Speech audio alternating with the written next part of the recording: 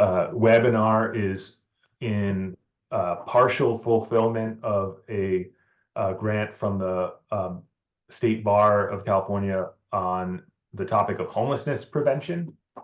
And because there's a correlation between criminal records and persons who are either homeless or housing insecure, we thought this was an important topic to discuss within the broader umbrella of homelessness prevention, and specifically regarding access to housing for persons with arrest records, criminal conviction records, or criminal charges. And our moderator today, Mitra, will hopefully have an easy job.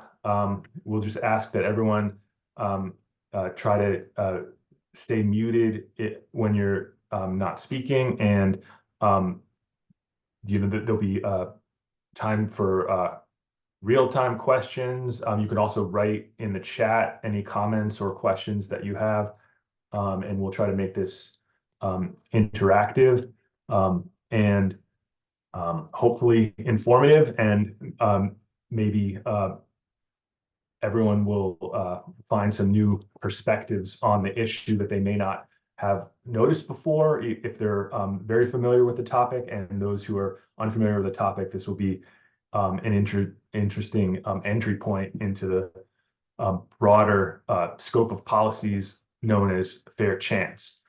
Although some advocates prefer other designations like fair opportunity, just access, and similar ideas, but that's a topic that we can discuss along the way. About myself, I'm Eric Sapp. I'm a staff attorney at Legal Services for Prisoners with Children, and I'm delighted to have on this panel Professor Margaretta Lin of Berkeley and Xavier Johnson of Just Cities. And I'm sure they'll have plenty to say about their work and ideas. So maybe let's just kick it off. If you're able to share slides. Thank you so much, Eric, for inviting us to be part of this conversation.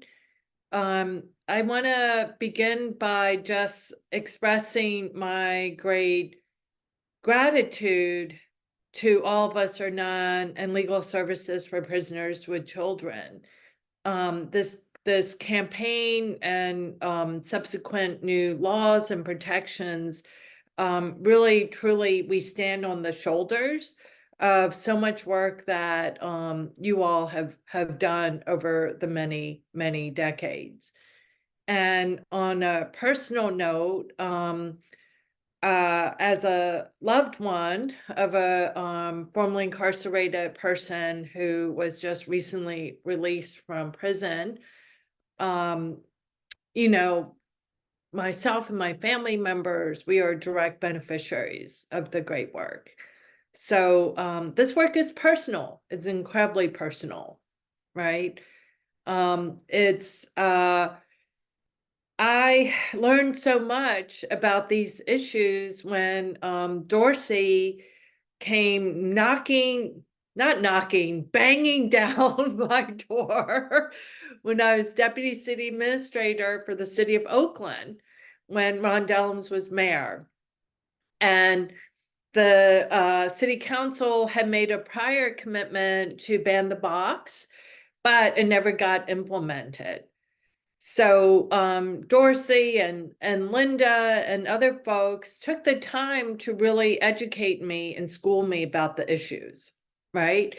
And then Dorsey, we went through a months-long process with the bureaucrats in the city, the head of HR and other departments, because there were so many departments who had to make changes around the city's internal systems in order for this really basic fundamental right of judging people on the merits of who they are today to actually be realized in the city of Oakland, one of the nation's most progressive cities, right? So that really taught me a lot about the many levels of discrimination that are baked into our current systems, including in government, including in the private sector, and then how the power of the no, that power has over people's lives, right? And that many times folks don't even bother applying when they see the box on the application. So that laid the foundation for the work that Xavier and I are going to be sharing with you today on the design and the enactment and the implementation of the Berkeley and Oakland Ron Dellums and Simba Rache Sherry Fair Chance Housing laws. And it's great to see Takwa with us, because Takwa, representing All of Us or None, has been our co-lead of all these efforts. So we did something really remarkable from my over 30 years of public policy making, working on the inside of government and on the outside, which is we told our friends in government, Jesse Arreguin, who's been the mayor, and Nikki Fortunato Bass, the current Oakland City Council president, that we valued their partnership on this work of fair chance housing, but we needed them to slow their roll and give us time to create the kind of process where the policy ideas and also the legal language themselves would come from people who are directly impacted. And that meant that first we needed time to raise money. So we would have money for community stipends for participants in the policy and outreach leaders program, that we would have money to hire John Jones III as the campaign director. We would have money for research and so forth and so on.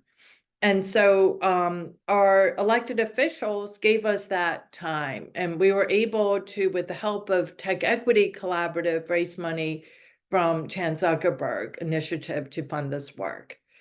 So these are the pictures of some of the main leaders. Of course, we see Takwa's beautiful mug in the back, standing strong. There's John Jones III and his son Josiah, Miss Sherry, Miss Anita Wills, Sukati Shah, Megan Nabel with Tech Equity, Katie Dixon.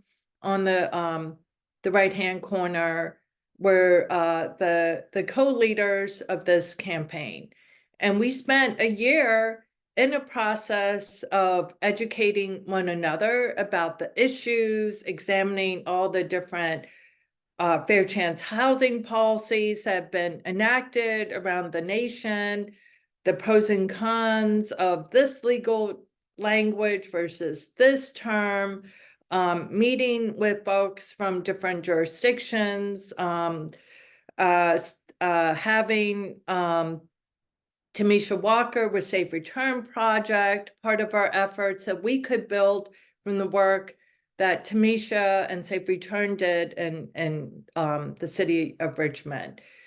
So that when we were finally ready to take our proposed legal language to the city of Berkeley, and we wanted to start with the city of Berkeley process first, because of our trust and relationship with the Berkeley Mayor, Jesse Arreguin, that we had thought through all the gory legal issues, all the nuts and bolts of the policy research, entertain this alternative versus that alternative.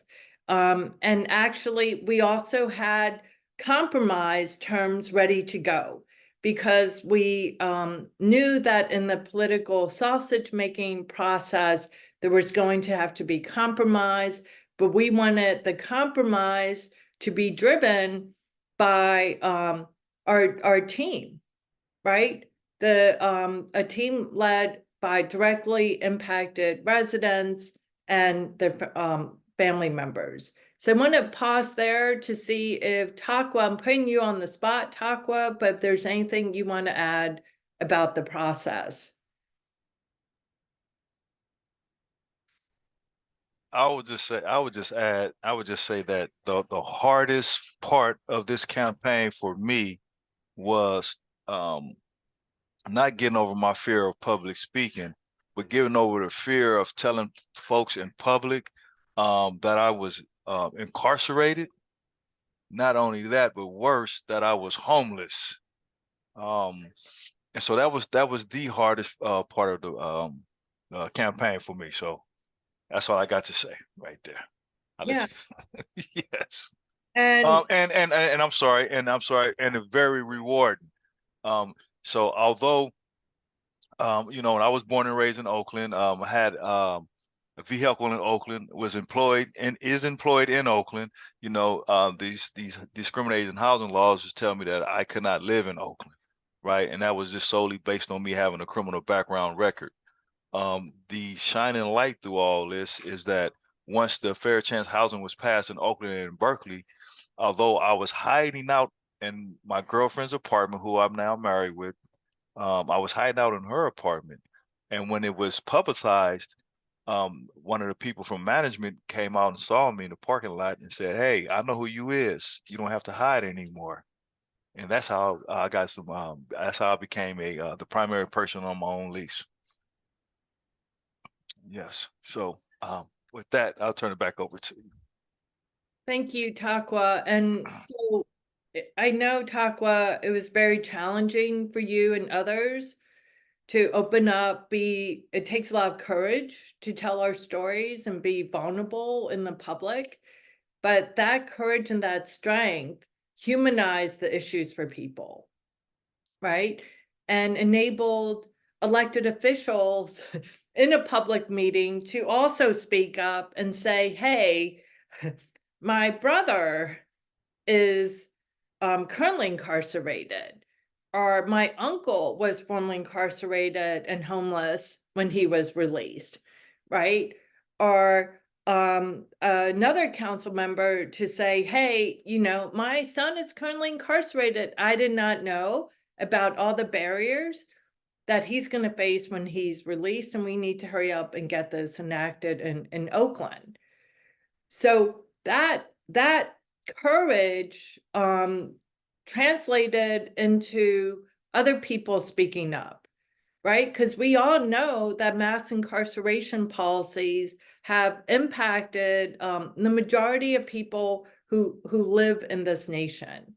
The question is, who's willing to break those walls, those doors of shame that we've been really strongly conditioned with, right? My family, I'm the only one in my family who talks very publicly about the impact of incarceration on our family. It's a deeply held secret that other people hold, right?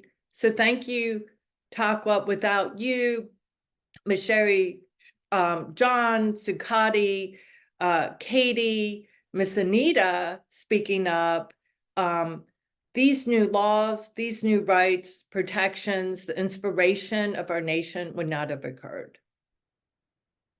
So the work that we did together with All of Us or None and other organizations has created the gold star standard for our nation, right? So before Berkeley and Oakland laws got enacted, the city of Seattle law was the first in the nation to require that landlords truly look at applicants on the merits of their application instead of history and past.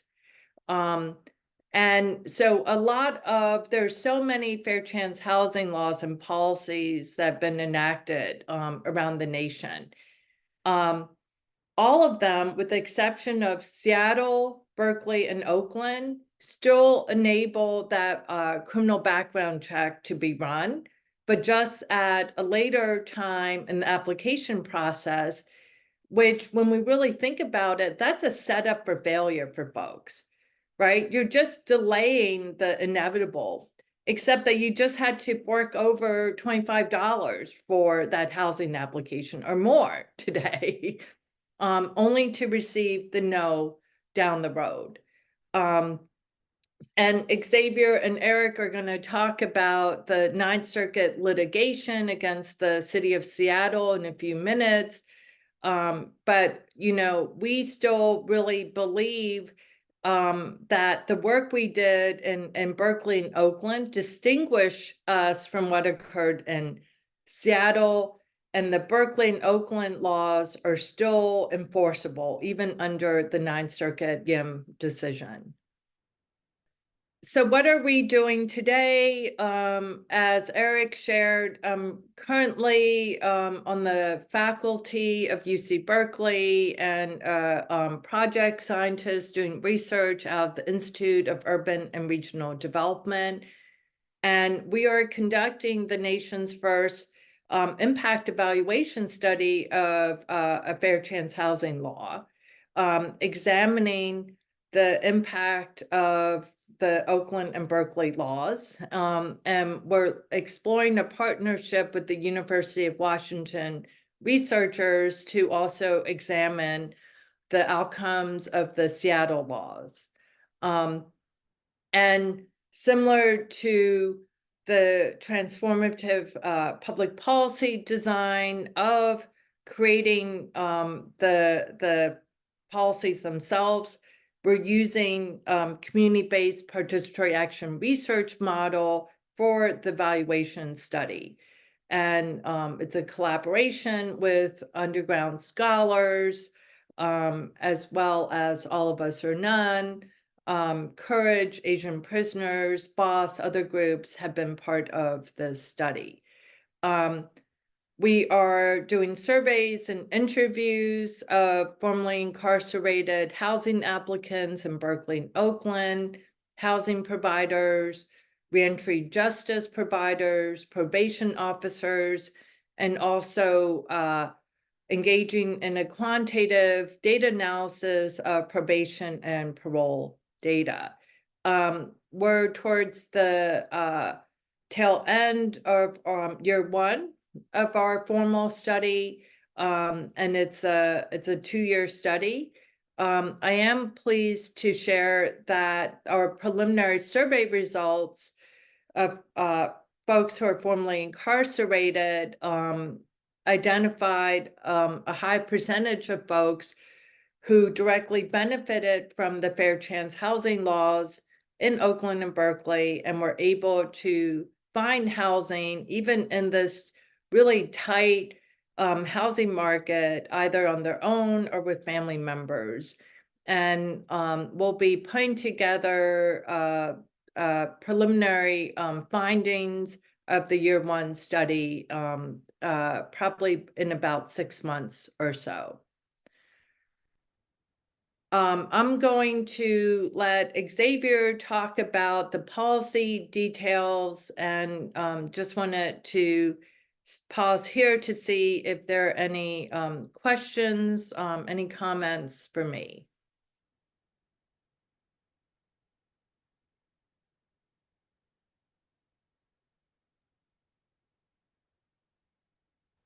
Hey, Margaretta, I got probably a different type of question.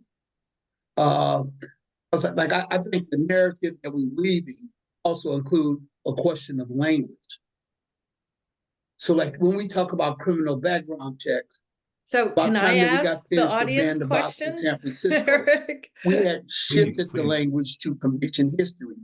as So, opposed to have identifying the you, people who are in making your the work, application process as a criminal. encountered So like, any I think that challenges we with the could work on implementation of the some new of the fair chance language to housing laws? ensure they have greater assurances that people actually recognize, like we don't even own that record at this point.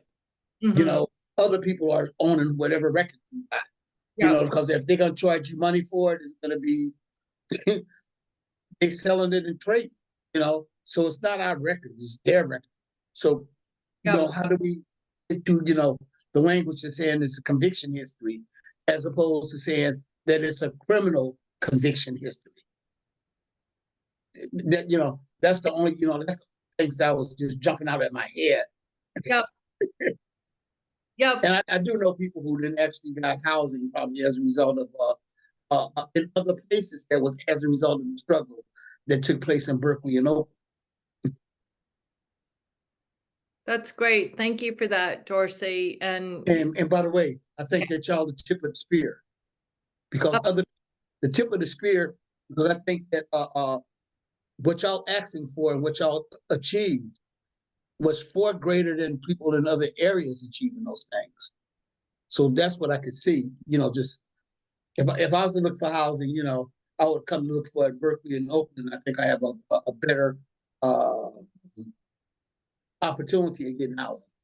yeah, because we're part of one big movement, right? So we're able to build and learn from Ban the Box and employment, for the work in San Francisco, then Richmond after San Francisco, and then Seattle really opened the doors wide open, right? So, you know, which is why we're really concerned about anyone's misinterpretation of the Ninth Circuit decision. We fought so hard to get people it's a basic human right. Just treat people where they are today. You know, that's all we're asking for, right? Why is that such a challenge? Why do we have to fight so hard for something so basic and fundamental? We're not requiring landlords to have to rent to anyone. Just saying, look at the merits of that person's housing application. That's it. And it was really, you know, I think that how our team, you know, just centers compassion and love for other human beings, right? Takwa, like, really enabled the head of the Berkeley Landlord Association to partner with us, you know, and then she opened up and said her partner is formerly incarcerated. But she's head of the Berkeley Landlord Association and she has to represent the landlord interest, right? And so it wasn't super easy getting her support, but at least she was open and we had to deal with every single concern that she laid out. But we had to we were able to be in dialogue and be in conversation.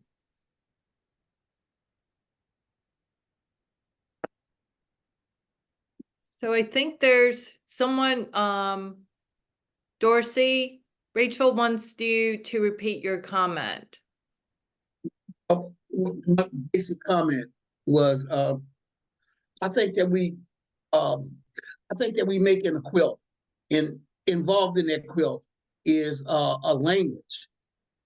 And if we're going to have a narrative, I think that we need to start using language that helps shift that narrative, you know. And so, like when we're talking about criminal, the criminal conviction history, we could just take out the word criminal and just make it a conviction history. You know, so like you know, so it's like I think that I don't want to step on messaging through language. You know, so you know that's what I'm getting at is that, you know, and I think that that stuff, because like I be having like, just sometimes I'm just intellectually just going through it, because I was saying, give us a fair opportunity, Yep. because like at a certain point, like when I'm at the casino, I'm taking chances. When I'm taking advantage of housing and all the rest of it, those are opportunities. It ain't nothing like a chance. I think it shouldn't be a chance. I think it should be an opportunity for that I can apply for and actually be granted a as opposed to me being interpreting what I'm doing as a gamble. And if you're putting up $25, it's definitely a gamble. If you're paying to get the records, it's definitely a gamble. So like the language could shape some parts of a greater narrative when we engaged in the fight, because there's going to be other fights, because Berkeley is great. San Mateo County may not be that kind. Yep. Or Santa Clara County. And at one point in Santa Clara County, it was just awful because they started talking about just people being charged with a crime. You're going to get eliminated. It wasn't even a conviction history. So as the housing market got tighter, they was actually trying to exclude people just on arrest records, period. So like, so at different points, where do you line up for your fight? And if we don't do this stuff, pretty soon they'll come for more. Pretty soon it's like, just the idea that you was accused of something, and that accusation could lead you to being unhoused. Yep, that's right, Dorsey. And thank you we need to do what the right wing does, right? Which is really to innovate around language and also usurp the language of the other side. So the term opportunity is a term that you hear often in right-wing discourse. So that's a great point. And then why are we saying the word criminal ourselves? There's no need, again, when we can say conviction history, right? And so I love how you teach us all the time, Dorsey. And by the way, when we did Band of Box in San Francisco, I forgot the administrator was, when he got it, he says a conviction history, and we know he had it. It was like he got it completely, and he changed it in San Francisco. Understand that. I'm sorry, someone said something. Oh no, it's my people going off a blood test. Okay. So do we have a few more minutes? I would love to hear from other folks about, are you seeing people gain housing because they conviction history can't be used at all in Berkeley or Oakland? Or are you seeing housing providers still conducting the background checks? What have your experiences been? I'm going to answer that question. So one of all of us in the newest member applied for an apartment, and that apartment had on that application, the question still was on there: have you been convicted of a felony? And so he's supposed to be bringing us that application so that we can get at that the landlord as well as the company that they use to change that language. Yeah. Thank you, Takwa, for that. And then Lena put something in chat. Lena, do you want to comment or? Yeah, I just wanted to just kind of give my little experience with paroling and just having to worry about where I was going to parole to, because my mom was on she is still on Section 8, and I couldn't parole to her house because I didn't want her to lose her voucher or her opportunity, getting help. And yeah, it's hard. because now I had to look for alternative living, which was, you know, going into a shelter or a reentry program, which I am actually currently living at a reentry house, and it's actually great. So I'm enjoying. Thank you, Lena, for sharing that, and congratulations and getting into a great place. It's Thank you. not easy, you know, there aren't enough units out there. I'm curious if you're willing to share where your mom currently lives. She lives in Hayward, California. Okay. So Yeah. So there, so Lena and Xavier's going to talk about this. Part of our new work with All of Us or None and other groups is trying to get fair chance housing passed in Alameda County. If that occurs, then Hayward, as part of the Alameda County Housing Authority system, would not, you would be able to live with your mother, right? that's great. Yes. And it's great, except that, and we, oh my God, this breaks my heart. We were almost there, right? Takwa, right, Xavier? But our champions passed away. One was killed by a car crossing the street with her dog, and another passed from cancer, but not before he passed he was able to vote on the first vote of fair chance housing. So we got it passed once, but and new laws require 2 rounds of votes.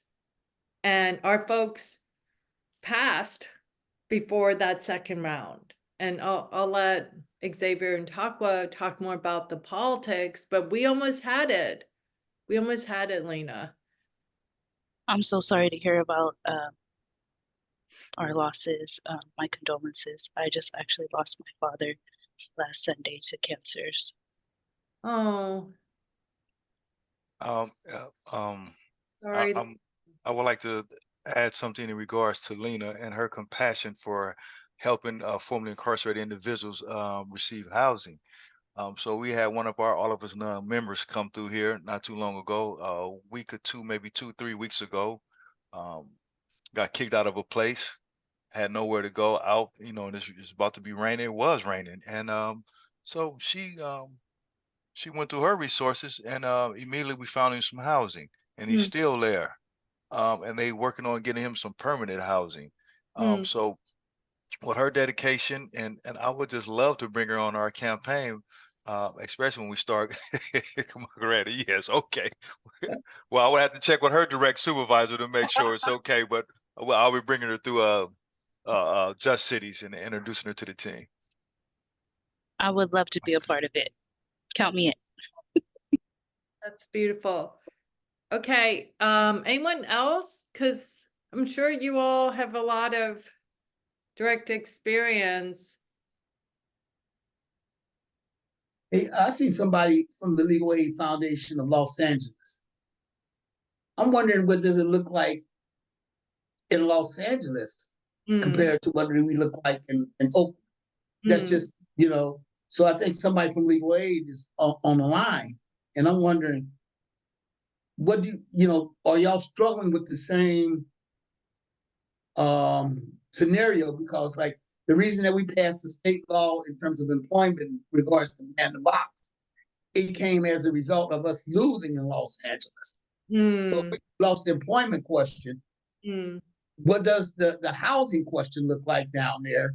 Because I think they was much more conservative in their policy approaches. So is anybody on the line from Los Angeles? And can y'all tell me what's happening down there when people are, you know, because we're getting a whole bunch of homies up here from Los Angeles. I don't know if we're migrating now to Southern California because of the lack of housing, because of policy issues that's discriminatory. Hi, David Schlessel, Legal Aid Foundation of Los Angeles. I think there are also a few other Los Angeles-based legal aid attorneys and community advocates on the call. So feel free, anyone else, to jump in. But we do not have much in the way of local ordinances, to my knowledge, on fair opportunity housing. And checking the opportunity, I like that input that was addressed. So it's really like the sort of vague state and federal rules that are pretty toothless in terms of housing. So I know there have been proposals at city council and I believe the county, but currently it's not there. On the flip side, though, on employment, County of Los Angeles has introduced a pretty robust employment ordinance that was developed with input from various community groups, reentry advocates, business groups. It was introduced unanimously, so it's going to be up for passage later this year and has a lot of interesting components on the employment side. But as far as housing, there's not much to report on at the moment that I'm aware of. And we're keeping an eye on what you do in the Bay Area and hoping it'll translate down here. Yeah, maybe Xavier and Takwa can also talk about the state fair chance housing efforts. Maybe we want to do a name change to Fair Opportunity, Xavier. But I see a hand up from Community Healer. Hi, this is Henry Ortiz with All of Us in Sacramento chapter. I just wanted to give a little insight. We collaborated over here with Sacramento Steps Forward and a lot of different housing providers and organizers to put together a report a couple of years ago, and we interviewed a lot of people that were unhoused, did some thorough in-depth research. And a lot of the findings were just these housing programs are not long enough for people to get on their feet. People want more services. People want to be treated with respect and dignity, and our people should actually be a protective class because we are a population that has been systemically attacked, whether it's ICE, CPS, housing, incarceration.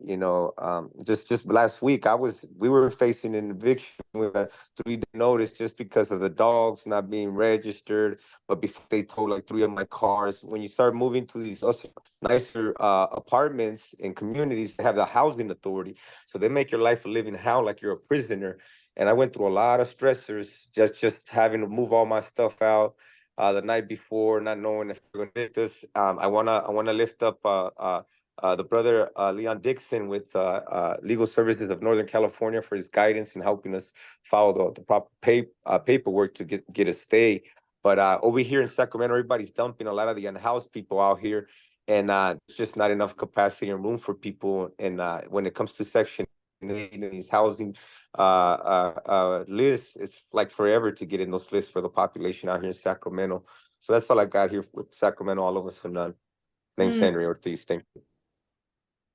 Thank you for sharing that, Henry, and for your work in Sacramento. And I think when we get back on the statewide campaign, it's going to be so important to connect with you and your folks in Sacramento.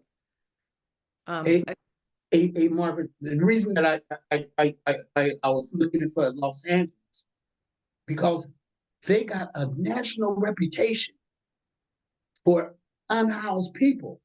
Yeah. Skid Row it looked like the worst of third world countries. Yeah. So it's nothing in comparison. The conditions they living in Los Angeles compared to whatever we're going through up here. I think there's greater numbers, physical numbers of people being unhoused in Los Angeles than we have up here. So it's like, I think that is a tremendous concern, at least for me as a person with a conviction history. When I look down at Los Angeles, and I'm aware of John Jones and y'all doing a report when I think y'all went out there and says, who was it being unhoused? Yep. So I don't know if they did any surveys that saying are people being targeted as a result of conviction history. Do they have any data that can actually indicate is there, is anybody doing any research on who's being unhoused?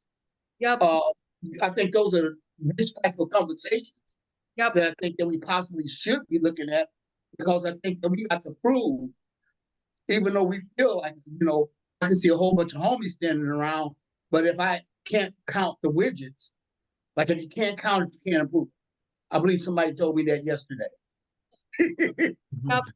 No, Dorsey, that's right on. And so Dorsey's talking about research that we did with the Goldman School of Public Policy in the Village in Oakland.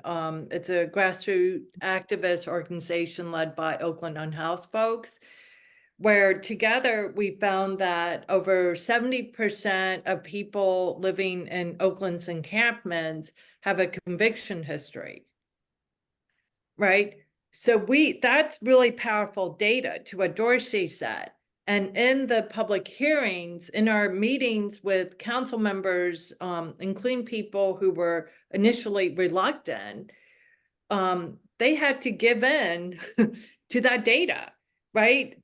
And so politically, elected officials in Oakland and Alameda County and LA and Sacramento and everywhere in our nation, they're confronted with a huge call for solving the unhoused crisis, right? And through our data, we get to say, hey, a major component to solving homelessness needs to be removing discrimination against people with conviction history. So I'm wondering if folks know of similar research that's been done in LA. I know, our friends Ananya Roy at UCLA has worked in collaboration with LA Can. I wonder, I'm happy to, Dorsey, reach out to Ananya for us as well. But any folks from LA on this call know of any of that research?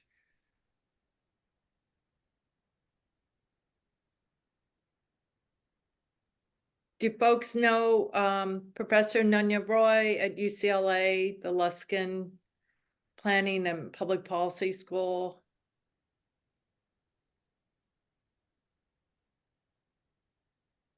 She's very good people and a community-based researcher. So who should I connect her with? Deborah, you have your hand up? I do, thank you. Can you guys hear me? Yes. Okay, hi, I'm Deborah Sloan, staff attorney at Legal Services for Prisoners with Children.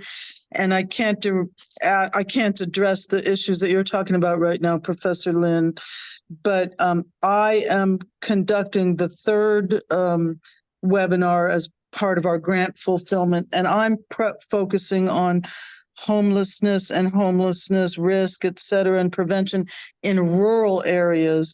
And I'm having a lot of trouble connecting with lawyers on the ground there because I want to take these same issues and connect it to more rural areas with, of course, the nexus with incarceration, which I think fits the profile of homeless people everywhere in California. So if somebody has something to help me connect in that respect, I did go over the study that Henry in Sacramento was talking about, and I would like to incorporate that in as well. So if somebody's got some ideas, I'm kind of frustrated.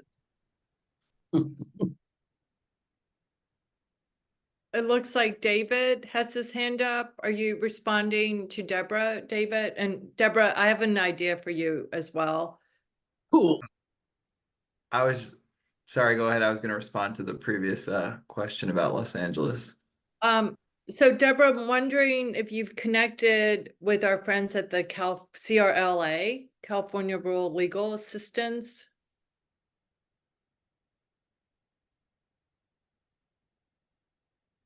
I haven't. I was trying to do that today, but I'm having trouble finding direct contacts with people. I've looked through a lot of materials where we have some of them, but I must not have the touch. California Rural Legal Assistance. Yeah, they're in a number of different places in rural areas in California. Yeah, Kind of the premier legal services organization serving rural residents. yeah, I've emailed them. Are they a support center rather than a qualified legal services provider? It doesn't matter, but I'm just gonna have to, and can you, maybe I'll get back to you later with Eric's help to see if there's any specific people I could contact, because I'm not just sending an email to the org isn't getting me anywhere, and perhaps I'm doing it wrong. Dorsey and I are on this Bay Area network of executive director, legal organization EDs. So I'm happy, or Dorsey can send an email out to that listserv, because I'm sure they are friends with the people who are EDs of the different CRLA branches. So yeah, just if you wouldn't mind following up, Deborah. Sure. And I did speak to Cal Indian, and I'm working on that too. So thank you very much.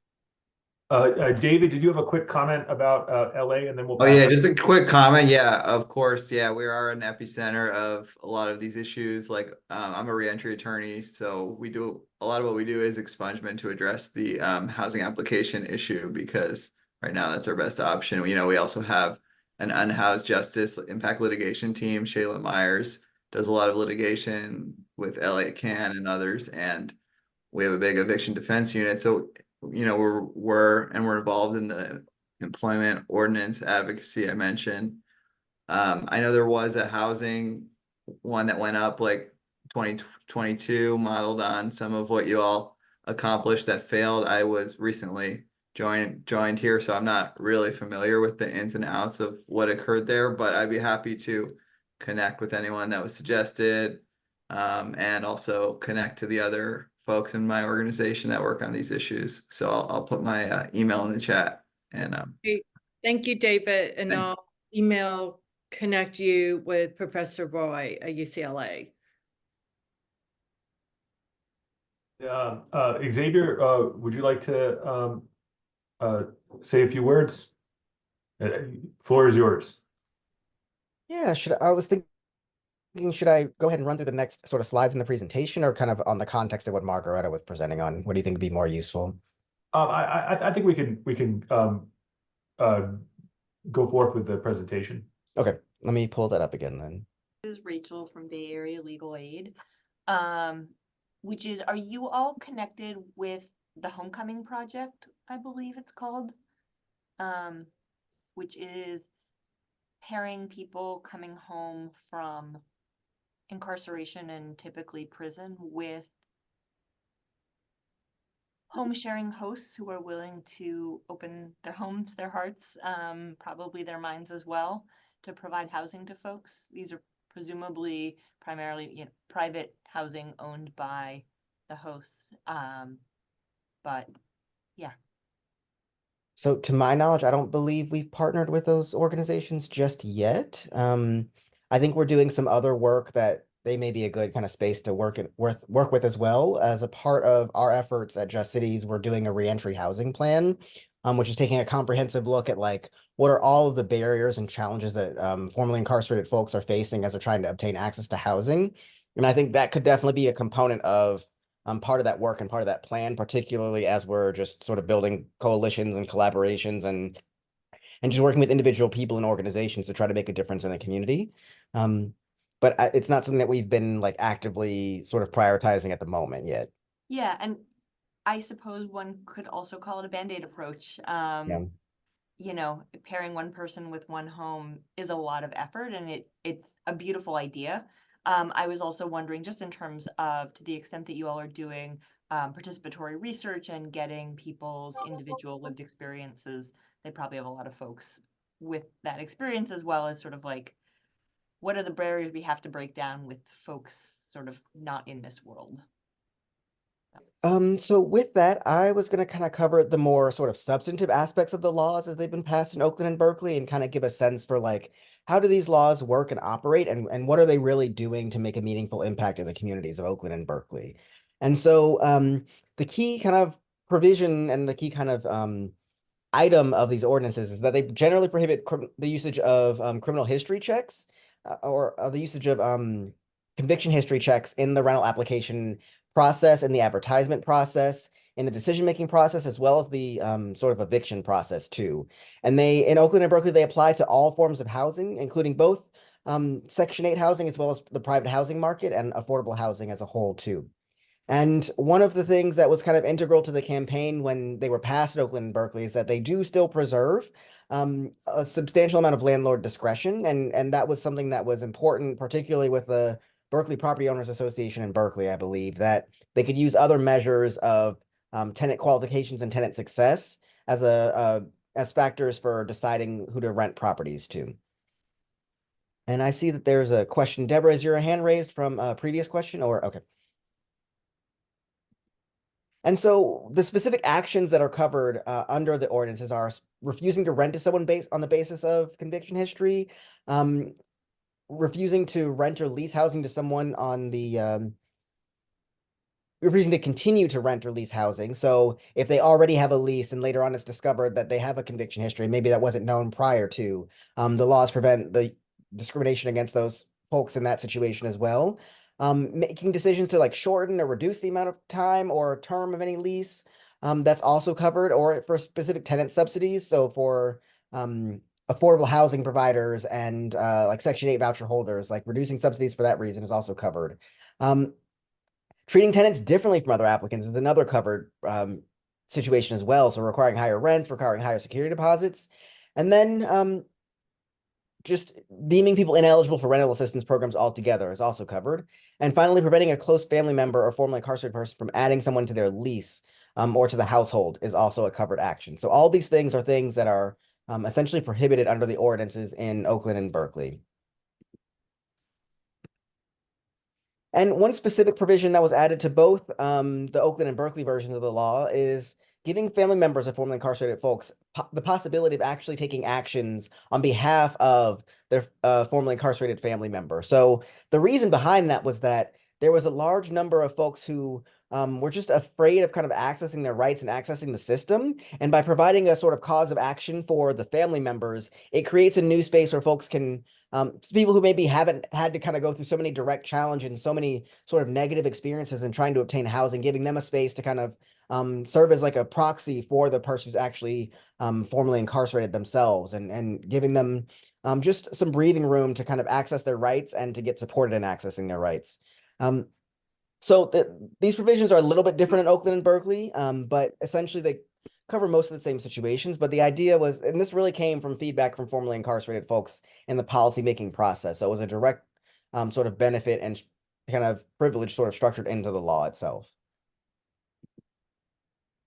And so this slide kind of covers those specific differences. So in Berkeley, the family member can actually file a petition, even if they don't actually reside in the unit itself. So if it basically covers pretty much all situations where a family member is moving into a unit. Whereas the Oakland version is specific to only when the actual person is someone who would reside in that household or is directly impacted by that family member residing in the household. And so that was sort of one of the key sort of distinctions between the two versions of the law. There was a few sort of subtle differences, and this was one of the big ones in between Berkeley and Oakland. And then specifically, there was a number of exemptions that were provided as a part of sort of the political process and in consultation, in particular in Berkeley with the Property Owners Association. So the first was that single-family homes, duplexes, triplexes, and accessory dwelling units, where the owner is actually living in the unit as a principal residence. These are excluded from the Fair Chance Housing Ordinance, meaning that in those situations, the property owners are actually permitted to do criminal background or to do conviction history checks in those spaces. In addition, current tenants are also able to do a conviction history check as well. And then the other two circumstances were specific exceptions provided based on state and federal law. So the state lifetime sex offender registry, property owners in both private and public spaces are able to check the sex offender registry, but they're required to provide a conditional offer first. And the applicant has to actually consent to doing the the conviction history check as well in those spaces too. They can't simply just do it without actually getting the consent of the applicant. And the applicants are allowed to withdraw their application before that check is commenced. And in addition, they're allowed to give mitigating circumstances for maybe in some instances the people get the names confused in the records for the registry, and so there's a lot of sort of inaccuracies and challenges in the actual conviction history systems as a whole themselves. And so it also creates a space for folks to kind of procedurally challenge those sort of situations and offer evidence to the property owner as to why that history should not be evaluated or shouldn't be considered, or other reasons to sort of not look at it. And the other exemption for the ordinance is specifically for situations in public housing spaces where the applicant has a conviction history of methamphetamine sale, production, or distribution, or sort of any connection to methamphetamine. And that's specifically provided in federal law. And so unfortunately, like, our local jurisdictions aren't able to supersede it. But in that situation as well, they're allowed to provide mitigating evidence, and they're given a right to provide mitigating evidence, and as well as getting a conditional offer in the cities of Oakland and Berkeley. And so what we also want to discuss is a bit of the Alameda County history of sort of advocating for fair chance housing. We've seen an extensive process that was sort of undergone in the county of Alameda. It was literally a 3-year process of evaluation in committee meetings, with staff discussions, in conversations with various representatives from county's office, including county council, and sort of all that culminated into a voting process that happened at the end of 2022.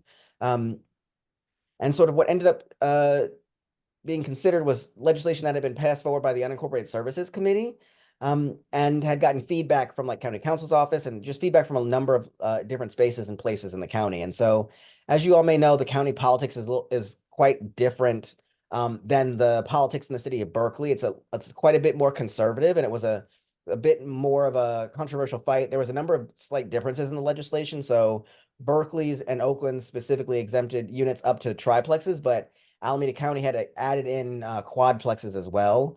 And some of the language in the legislation was just a little less strong compared to Oakland and Berkeley. But overall, it was still a giant leap forward in terms of what the legislation would have done. And so, as Margaretta had mentioned earlier, we had just challenges. Like it just, with progressive movements, our folks are just so vulnerable to the passage of time in a way that the more conservative folks are just not.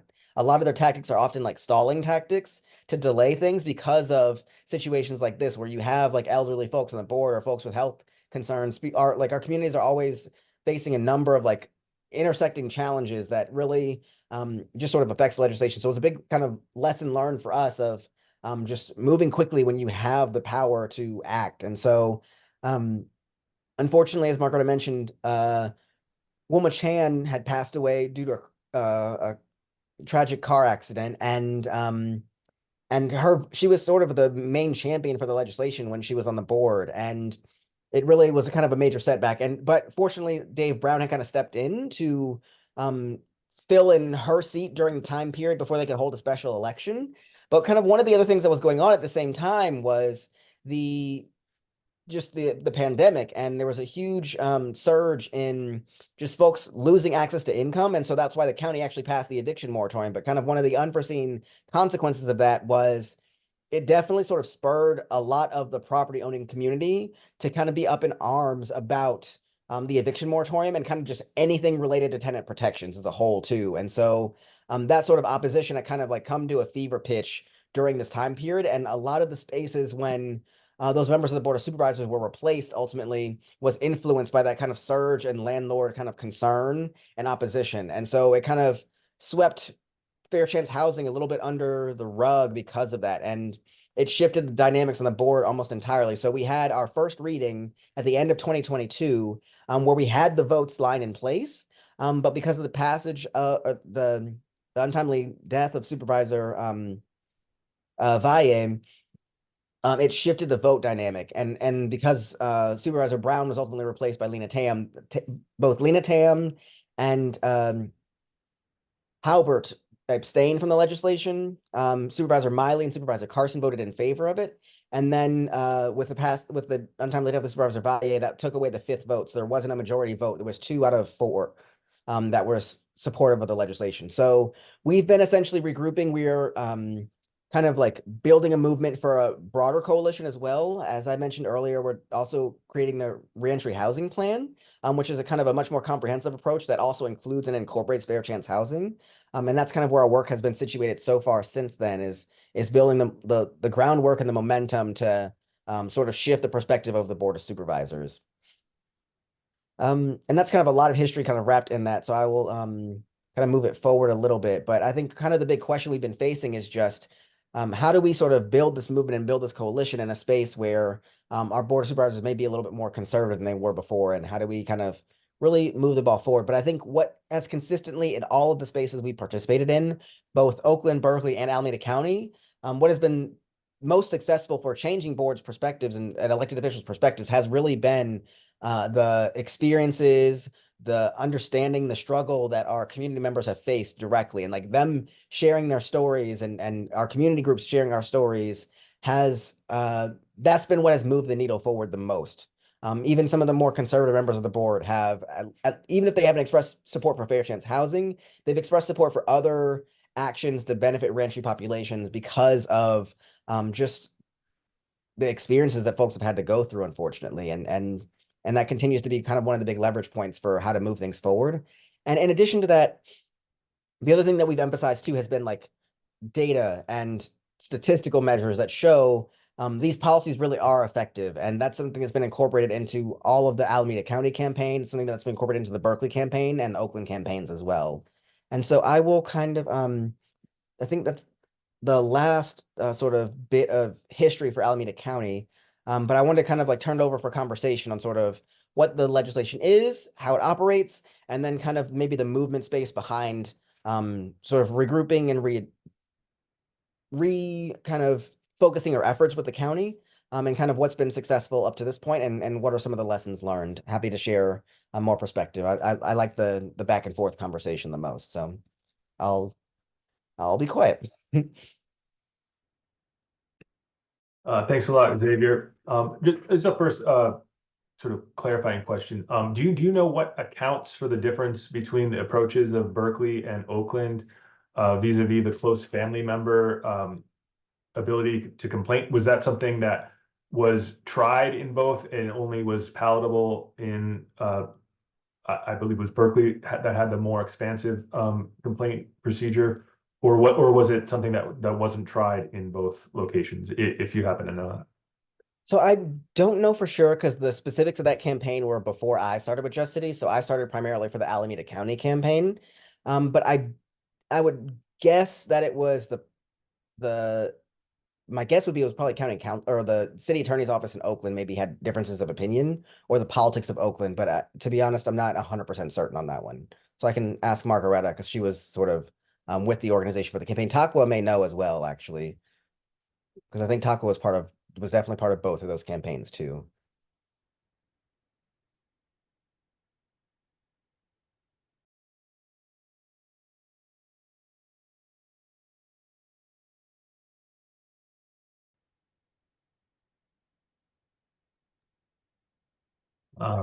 Other questions and comments?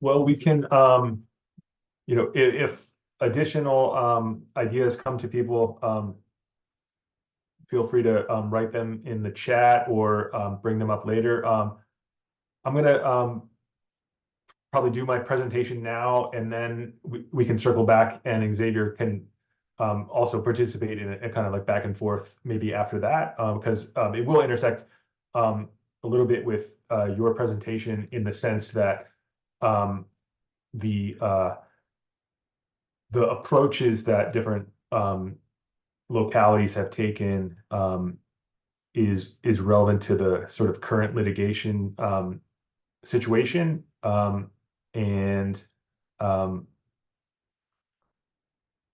so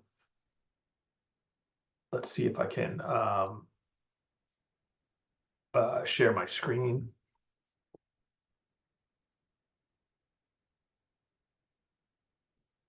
Okay. So I want to describe a bill that didn't make it even to a committee hearing, but nevertheless it had some interesting aspects to it, and it came up in one of the questions to the first webinar in this series that my colleague Kelly Walters and Takwa Bonner, who's present here, gave a few months ago. And by the way, if you're interested in getting the video of that, please email us and we'll get that out to you soon, and probably provide a link to that along with this as well. So the findings, and again, SB 460 died without going very far, but it would have, in the findings, recognized that formerly incarcerated persons face barriers to access to both private rental and publicly subsidized housing.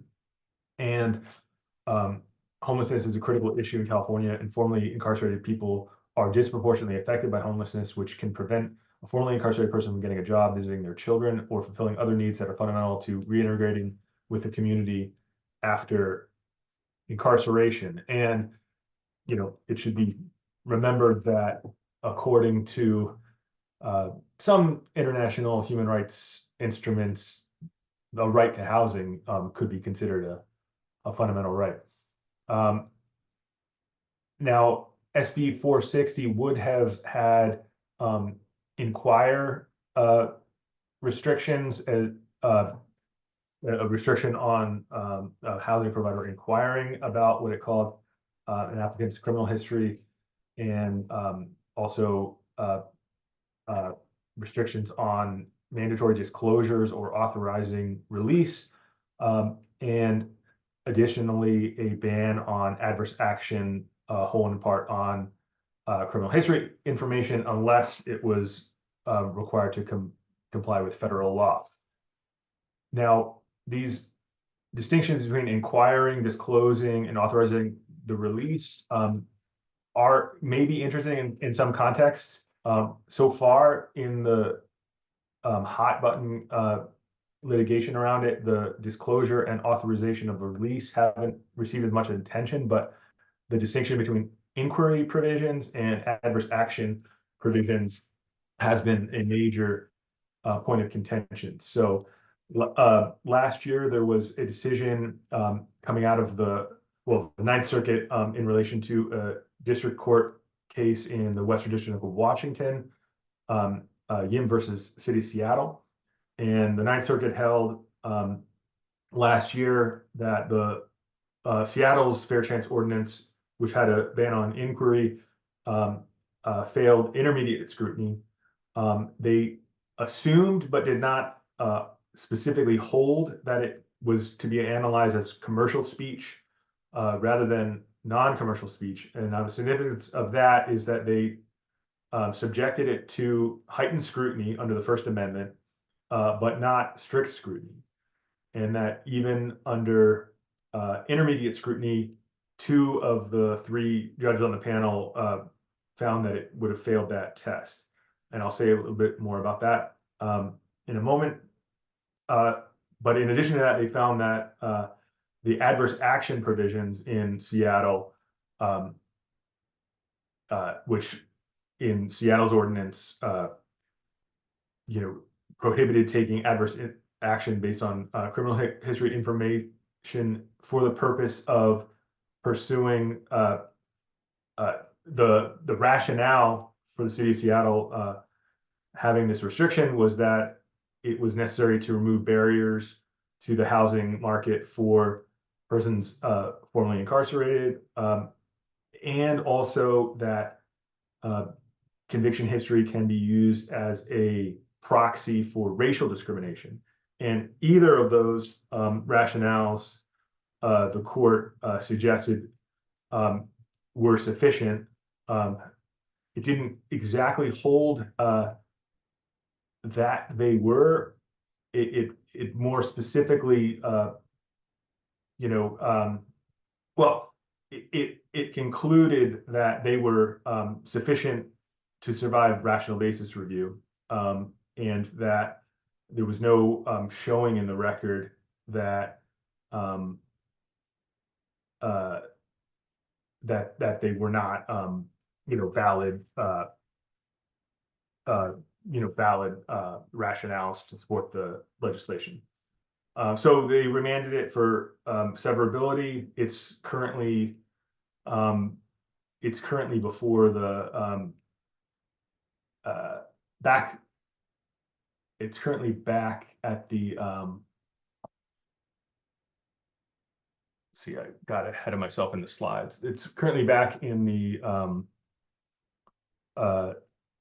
Western District of Washington, and basically the court there is going to be deciding on the question of whether the two main provisions can be severed from one another so that the adverse action can go forward, and even though the inquiry provision was struck down, and that by stipulation of the parties will suffice for summary judgment in favor of whichever party wins that ruling, which would mean that if Yim et al.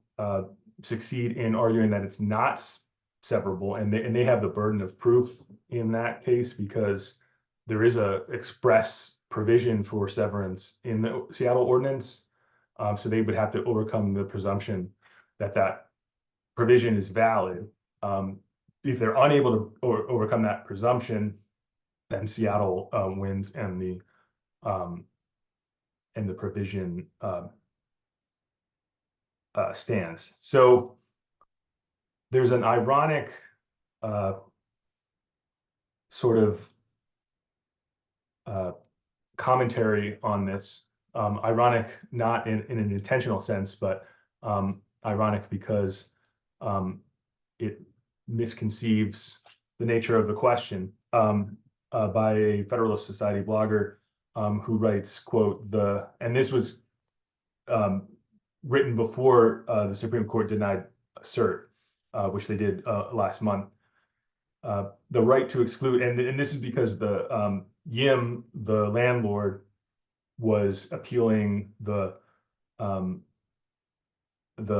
ruling on adverse action to the Supreme Court, and the Supreme Court denied it.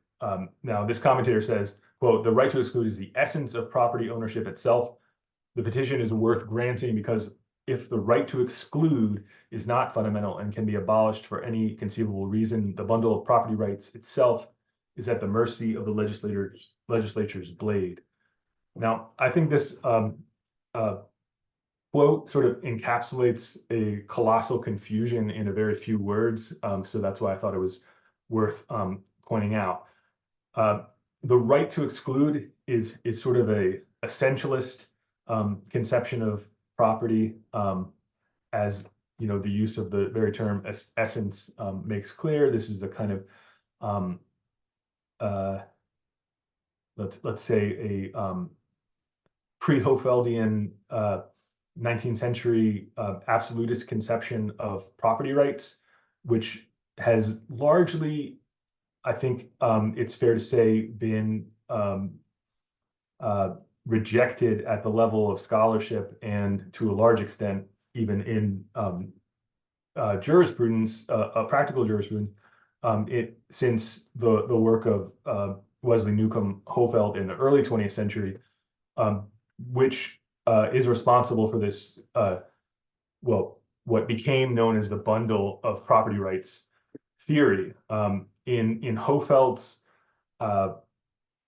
formulation, it's an aggregate of legal relations. So the fact that this quote combines these two contradictory conceptions in one is sort of like the mark of its confusion. But for Hofeld, the legal interest of a fee simple owner, and this is a quote from an article from 1913, a fee simple owner is someone with full title to the land that they own. The legal interests of a fee simple owner and the comparatively simple interests of the owner of a right of way or easement over such land are alike insofar as the legal relations are concerned. The true contrast consists primarily in the fact that the fee simple owner's aggregate of legal relations is far more extensive than the aggregate of the easement owner. Now this, which is sort of the classic statement of what became the bundle of rights theory of property, basically says that there is no essence of property and that property is not something that's absolute. It rather is an aggregate of different rights, privileges, duties, liabilities that can be disaggregated and recombined in different ways. And the ownership interest of what we typically think of as a property owner or landlord is not different in character to the relatively meager right of someone, for example, to cross over their land under certain circumstances when an easement applies. That too can be thought of as a kind of ownership right. And so too, we could even say here that as applied to something like the ability to use one's land for a certain kind of business transaction, which housing, a private market in housing is not just a homeowner's right to their own homestead, so to speak, but it's rather a particular kind of use of land to turn a profit, basically, in the form of rent. And that use can be conditioned on fulfilling certain duties, such as that which the polities that want to impose a ban on using criminal record information as a basis for adverse actions, for example, create a constraint on that property owner's use of that land. So taking a quick step back, there's a tendency, nevertheless, to view, I think, movement lawyering with kind of rose-colored glasses and an optimistic view about the way lawyering and social movements function. And an example of this, and I only use this example because I think their work is, quite interesting and worth engaging critically with. The Movement Law Lab, basically defines movement lawyering in terms of social change, and then defines social change in terms of social movements. Now, the difficulty with this as a definition is it sort of presumes that change is going to be change for the better. It also seems to presuppose that the existing status quo is one of a kind of static stillness of the social order, when it may be possible to view the existing way that society operates as itself a kind of permanent flux, and not always one for the better, and often one for the worse. So, the Communist Manifesto in 1848 had this famous quote, "All that is solid melts into air," to describe the way that the capitalist system functions as a constant revolutionizing of production, which yields a constant revolutionizing of social relations. We could see this in contemporary operations of the housing market as not just something that is left in place, but as something that's often and usually in a situation of dynamic change. This is a very simple schematic of typical processes in urban housing markets in the late 20th century, and still has relative applicability today. Here, when this phrase "neighborhood improves" really just means market improvement of property values, declines vice versa. And as you can see, the concerns of gentrification and downward spirals are some of the ways in which transformations in the operation of urban housing markets can result in poorer groups getting losses. So this too is a form of social change we should never lose sight of. Now, stepping back, returning to the Movement Law Lab's notion of social movements creating social change. This also, again, presents a kind of optimistic view of movement lawyering, which is something that only happens on the side of what we regard as progressive movements. But of course, there are always adversarial relations in the field of politics and the field of law and in social struggles in general. And it's not always the case that progressive movements are what define movement lawyering. Now, consistent with this view is the what I call the kind of like optimistic view on what a movement is illustrated here by William Kunstler's letter to the New York Times in 1978, which is quite an inspiring short piece of writing, and talks with capital letters of this thing called the Movement for Social Change in America, which combines a lot of different things into one, and ultimately, as he puts it, testifies to the eternal incandescence of the human spirit. The notion of movement lawyering that is dominant in the academic literature is that of Scott Cummings, who's a professor at UCLA, often gets quoted. But there's an interesting moment in one of his articles from years ago where he states, yet movement lawyers today work to further ideological visions spanning the far left to the far right, addressing a wide scope of specific issue areas. While fully aware of this, we focus on lawyering in connection with progressive social movements, which has drawn the most intense scholarly scrutiny. This is I call this a kind of disavowal because on the one hand, it recognizes that there are such things as right-wing social movements, just as in the early 20th century, there was a thing called the conservative revolution. But nevertheless, the attention in scholarly literature and a lot of practical strategic discussions of the concept of movement lawyering sort of downplay let's say, the movement lawyering by one's adversary. And I think that's a bit not naive on the part of Professor Cummings, for sure, but naive on the part of a lot of us who think in terms of movement lawyering to sort of ignore the activism of the right. And I think it's impossible to do that now, certainly after 2022, with a Dobbs decision. I think one could say, and I'm not at all happy about this, but I think one could say that the most successful instance of movement lawyering in our time is undoubtedly the anti-choice movement succeeding in overturning Roe v. Wade, which was a 50 years in the making, and was, whether we like it or not, part of a social movement, just not a social movement, if you agree with me, not a social movement that was progressive.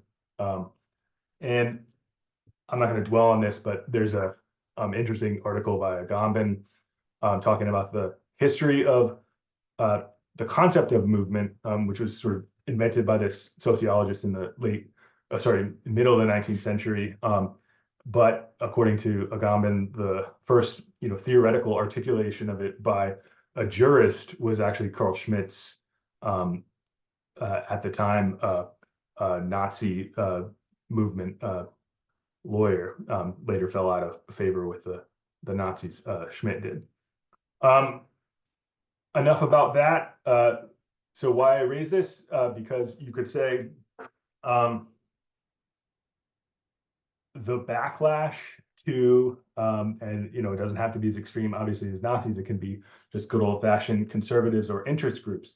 But the backlash to fair chance housing has already begun and is likely to continue. This is the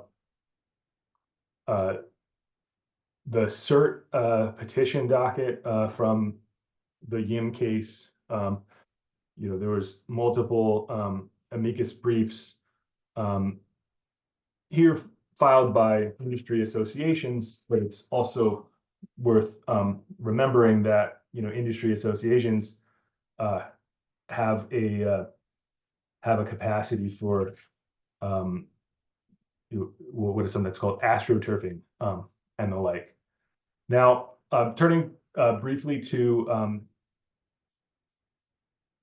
again, now this is the schedule for Yim versus Seattle at the district court level coming up this spring. There will be a lot of briefs. I suppose if one wanted to, one could look into the policies of the Western District of accepting amicus briefs at the district court level and see whether it's possible to submit an amicus brief there if one had a position and inclination to weigh in.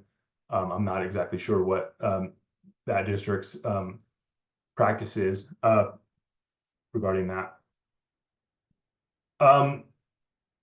Now, this is something to be concerned about if one is local to Bay Area for the following reasons. As you can see, the Oakland Municipal Code has inquiry as well as adverse action provisions. So, the Seattle case basically ignored any distinction between disclosure and authorized release. So we'll just ignore those sort of complications and just focus on inquiry versus adverse action. So Oakland's ordinance has an inquiry provision and an adverse action provision according to the Ninth Circuit. And again, this was a split decision. No two of the justices had exactly the same view, even though two of them found that the inquiry provision in Seattle failed intermediate scrutiny. Now, the reason it ultimately found that in the Seattle case was that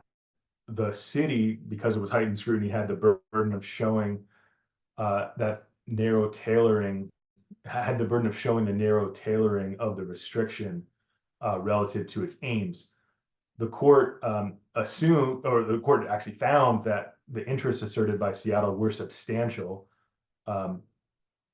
but nevertheless, for not altogether clear reasons, because the different judges on the court came down with differing analyses.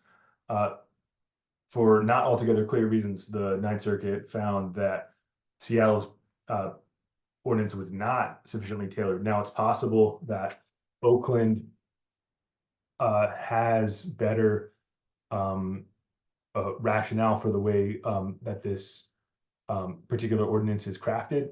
Same thing with Berkeley, also has an inquiry provision in addition to the adverse action provisions. Now, the good news about the Seattle litigation is precisely that the adverse action prong was upheld, and in my opinion, that is the most significant piece of these types of laws, precisely making the discrimination itself illegal and not trying to simply focus on communication and information distribution, because the focusing on the information gathering or dissemination of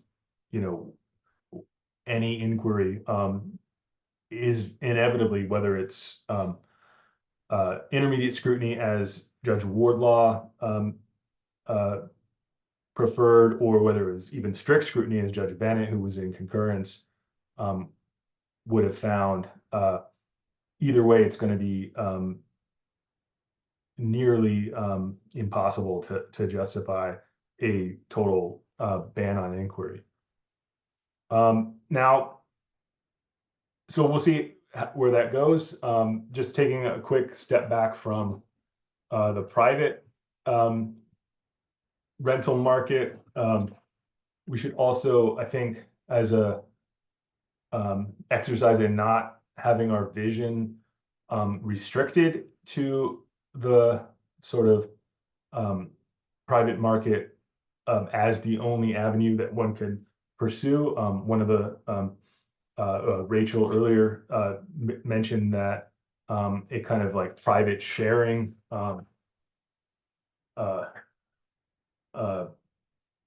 a model of kind of peer-to-peer solidarity, maybe not a total way of finding a complete fix for these problems, but does, provide some sort of amelioration of some of the ills of the market. Some of the other things that one should not entirely lose sight of is public housing. We're living in an era in which publicly owned housing is very scarce and disfavored by most state and local agencies and the feds, of course. There's very contingent historical reasons as to why that is, mostly having to do with neoliberal ideology, and also some mismanagement by state actors over a period of time. But we shouldn't entirely dismiss public housing, first because it does exist, and doesn't have to be necessarily fated to failure that neoliberalism has sort of consigned it to.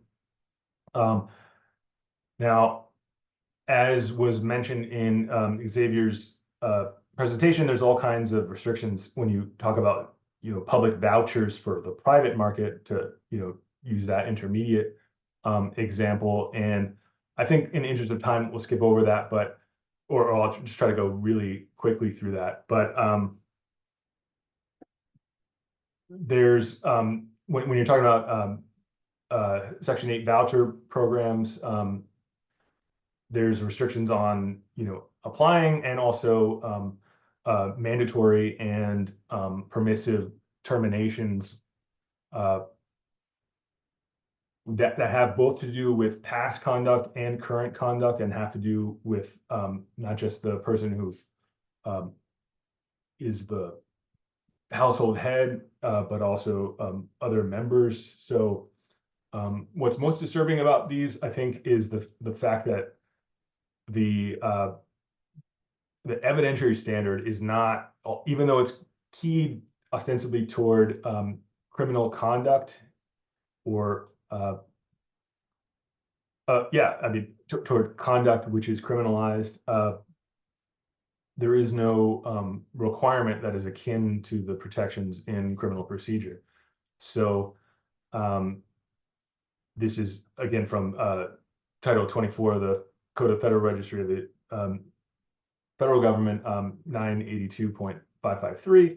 A public housing authority may terminate assistance for criminal activity by a household member as authorized in this section if the public housing authority determines, based on a preponderance of the evidence, that the household member has engaged in the activity regardless of whether the household member has been arrested or convicted for such activity. So in a criminal law context, preponderance of the evidence is certainly not enough.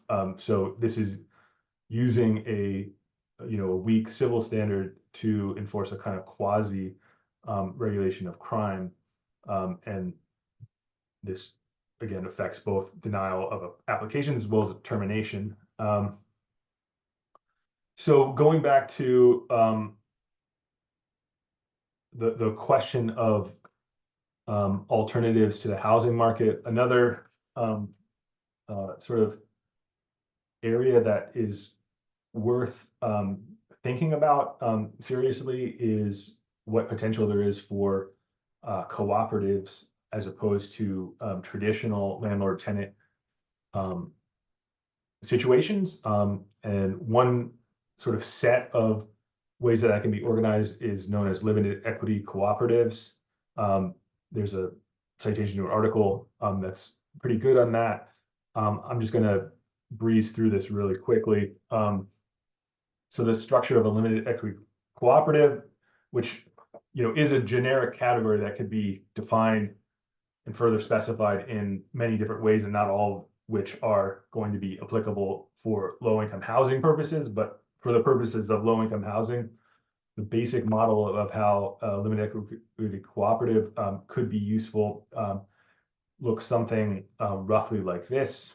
The land itself is owned by a land trust, so pursuant to a trust instrument. The building itself is owned by a co-op, which is organized around a charter.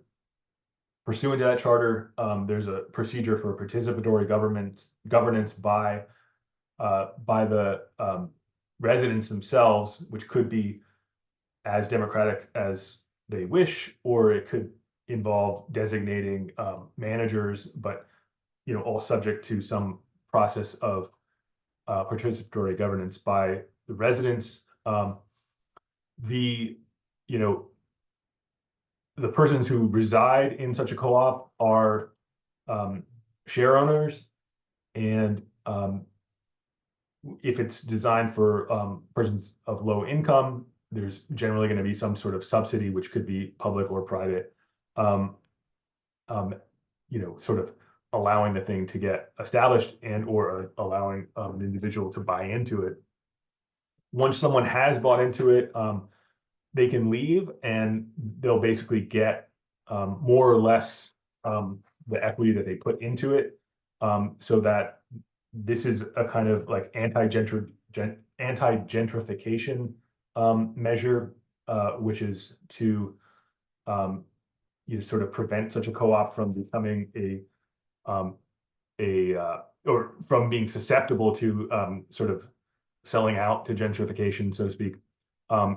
And accordingly, if the property value does skyrocket in the neighborhood around it, the appreciation will go to the co-op and possibly fund a reserve to cushion residents against the opposite situation if there's a downward spiral and the value becomes considerably lower than the equity put into it. And this is marked in this model by the exiting person from the cooperative is basically in the same position as to what they've put in terms of equity. And then if they're replaced by someone else, that would be under the restrictions that someone with a low income is what qualifies. And so the limited equity aspect is that you don't have either situation where they lose everything or they make a big gain. And last but not least, considering modes of regulation of landlord-tenant relations as torts rather than as property or property and trust regimes. These are not mutually exclusive, obviously. And this is an example from Susan Keller, who uses the concept of intentional infliction of emotional distress. And she proposes a per se rule of injury where whenever a landlord has a significant differential of power above some threshold relative to the tenant, for example, in terms of wealth or income, she argues for a situation where any breach of duty owed by the landlord to the tenant constitutes intentional infliction of emotional distress. And it seems like a stretch, but the actual argument is quite interesting and draws on cases here and there that find, for example, racial discrimination as an intentional infliction of emotional distress. And she wants to argue that disparate power relations between landlords and tenants, and we could say criminal record information is one dimension in which disparate power relations of that sort can manifest themselves. in themselves can be a kind of injury of extreme and outrageous conduct by the landlord, or the per se rule would, obviate the need to find extreme and outrageous conduct, but would say that, violating this or that duty is itself per se intentional infliction of emotional distress. I mentioned that just as one creative sort of outside the box way of thinking about landlord-tenant relations that doesn't reduce it to poverty or I think I'll leave it there. And we have about 15 minutes left for questions. And please direct your questions also to Xavier. And also, we don't need questions. You can also make comments and object to anything that's been said.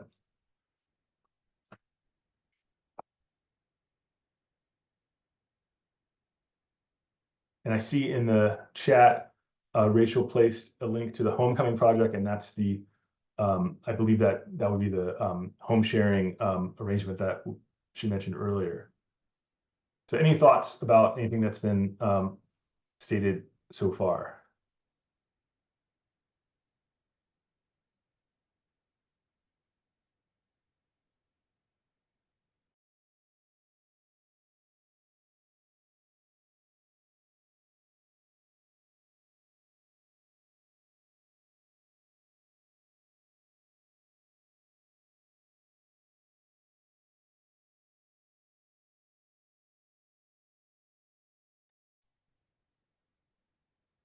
While folks are thinking, I think one thing that I kind of thought to add sort of during the rest of the presentation is just, I think one of the great strengths of the Oakland and Berkeley laws are the enforcement mechanisms put in place in the ordinances. And so in particular, there's sort of three main mechanisms. So there's private enforcement with a attorney's fees provision for one mechanism of enforcement. Then the individual jurisdictions are capable of enforcing as well.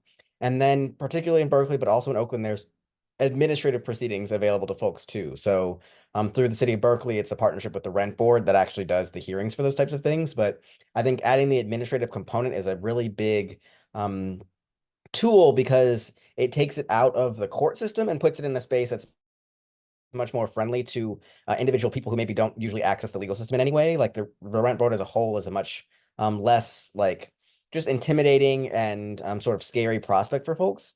But then on top of that, we've actually seen folks get access to housing directly because of the administrative enforcement provision. So the agencies themselves will like reach out to landlords that are violating the law, let them know what the consequences they could potentially face are. And then from there, they've actually been able to get folks housed in those spaces because the landlord recognizes like, oh, I was in violation of the law and actually I shouldn't have been asking these questions. So I just think for folks that are considering passing in other places or for actually practicing in the legal space, I think keeping in mind the different enforcement mechanisms is one of the tools in the toolbox based on these two ordinances.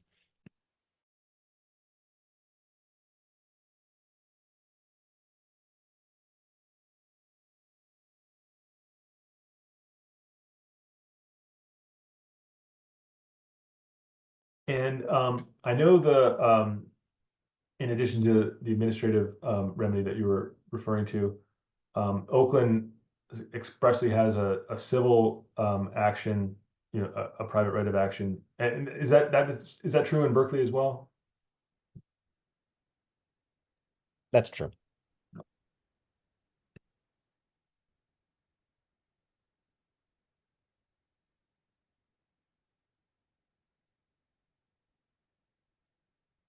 Well, if there aren't any further questions, we will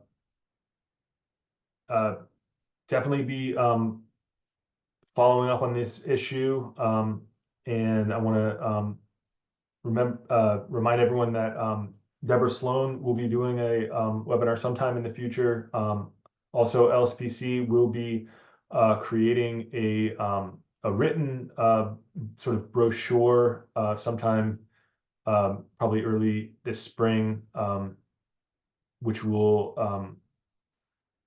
go over a whole range of issues relating to the housing rights of formerly incarcerated persons. And I want to thank Xavier Johnson for participating in this event.